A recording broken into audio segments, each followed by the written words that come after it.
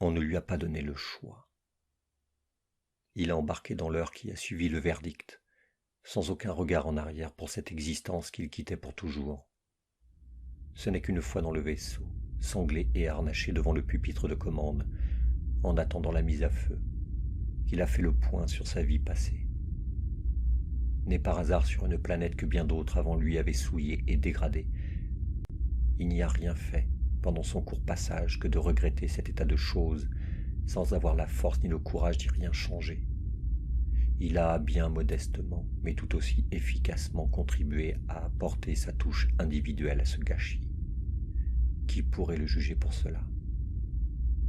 C'est pour toute autre chose qu'il a été condamné puis banni. C'est pour avoir permis que le doute s'installe sur le bien fondé de la doctrine officielle. Comme on n'élimine plus, par souci d'efficacité plus que par principe, les individus qui défient la communauté, il doit partir, embarquer vers des espaces dont il ne percevrait jamais la fin. Faire que l'oubli, bien plus efficacement que l'opprobre ou la vindicte, efface la transgression.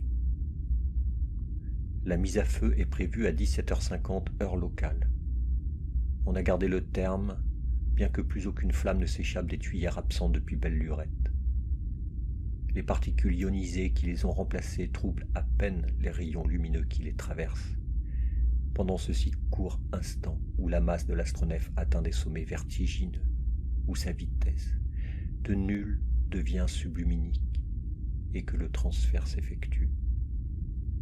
Le lourd et laborieux envol que les yeux et l'esprit pouvaient suivre jadis, et accompagnés de leurs vœux même, bref, à céder la place à un tour de passe-passe, passant en une fraction de seconde de ce qui est à ce qui n'est plus qu'impression, et très vite oubli.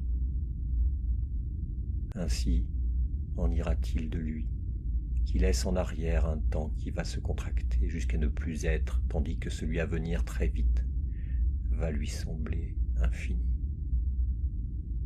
C'est bien dans cela que le bannissement galactique est redoutablement efficace, en balayant d'une pichenette ce qui rattache l'individu à son existence antérieure. On se garantit de tout retour en arrière. À ces vitesses-là, la moindre velléité de faire demi-tour, même suivie d'effet, nous aurait ramené au moins quelques centaines d'années après notre départ. Qui donc en aurait eu envie? Les souvenirs, la nostalgie, qui donnent l'illusion de retrouver un passé perdu, peuvent être un grain de sable dans la marche inexorable de la machine qui nous broie. Mais revenir pour ne rien retrouver, ça n'est pas revenir, et c'est ce qui fait la force du système. Peut-être que c'est déjà arrivé, et que la chose nous a été cachée.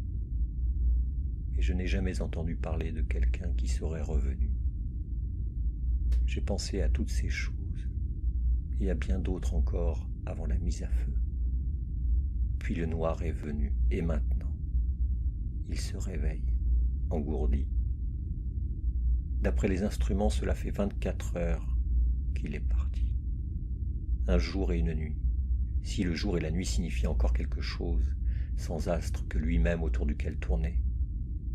Il a dû parcourir près de 26 milliards de kilomètres. C'est énorme, et ça n'est rien. Rien, car quelle que soit sa vitesse, jamais il ne quittera la voie lactée de son vivant. Tout d'abord, tout à bord est prévu pour assurer sa survie biologique, puisque nous ne tuons plus par punition ou par vengeance. Mais il sait qu'il s'éteindra bien avant les limites de son propre corps. Il mourra d'ennui et de vide intérieur dans l'immensité du vide interstellaire, vide pour œil, vide pour dents. Telle est la nouvelle loi raffinée du talion. En attendant, il regarde le jour se lever sur l'écran du simulateur circadien, un jour qui n'a de réalité que pour lui seul, réglé sur ses cycles biologiques, mais dont l'observation alternée avec celle d'une nuit tout aussi artificielle lui permettra de ne pas craquer trop tôt. Il faut bien que toute cette technologie soit rentabilisée, même si personne n'en saura jamais rien. Le jour ne fait que commencer, mais la journée est loin d'être finie.